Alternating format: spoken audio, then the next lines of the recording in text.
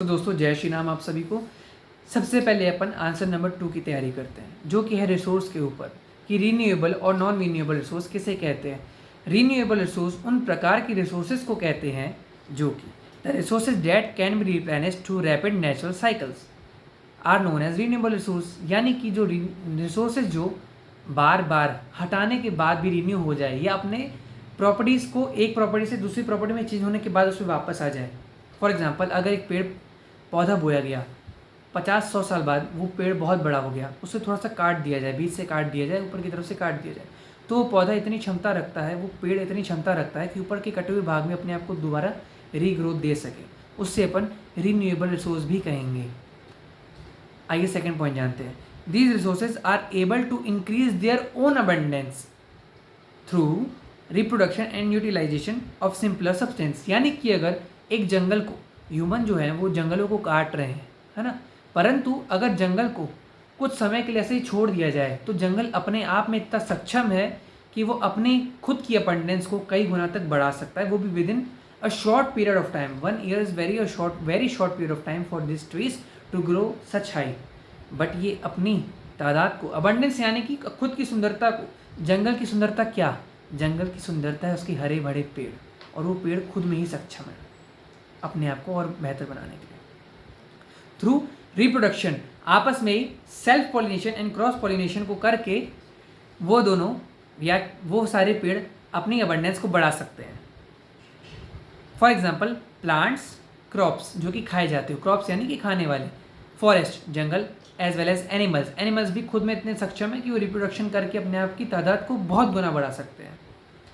कुछ एग्जांपल्स हम लेते हैं एनर्जी के लिए, क्योंकि एनर्जी बहुत अच्छी एग्जांपल और सोर्स में आती है। सोलर एनर्जी यानी कि जो पर्यावरण की एनर्जी है उसको इंसान अपने अनुसार ढाल रहे हैं, अपने काम आने वाली एनर्जी में परिवर्तित कर रहे हैं।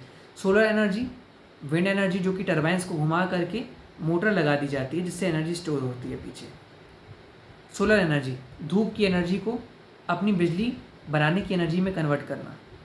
Nuclear power plant, hydro electricity यानी कि डैम में जो टरबाइंस लगा दी जाती है जो घूमती है तो पानी इलेक्ट्रिसिटी जनरेट करती है। Geothermal energy as well as tidal energy. अब समझते हैं कि दूसरी प्रकार की रिसोर्स क्या है और उसकी फॉलोइंग पॉइंट्स को।